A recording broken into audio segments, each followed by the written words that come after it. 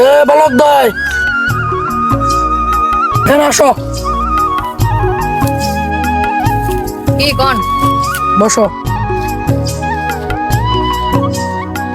তোমরা দুজন কি করতেছো? না কাম করতাছি। আগুন তুলতাছি। কি হয়েছে কোন? সবসময় কঠোর পরিশ্রম করবা।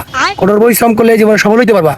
আরো বেশি বেশি পরিশ্রমের কাজ করতে পারবা। এগুলো তো সহজ কাজ, এগুলো কেন করো? অন্য কাজ করবা। এগুলো সহজ কাজ, কঠিন কাজ কোনটি? আপনি এই কামও পছন্দ হলো না?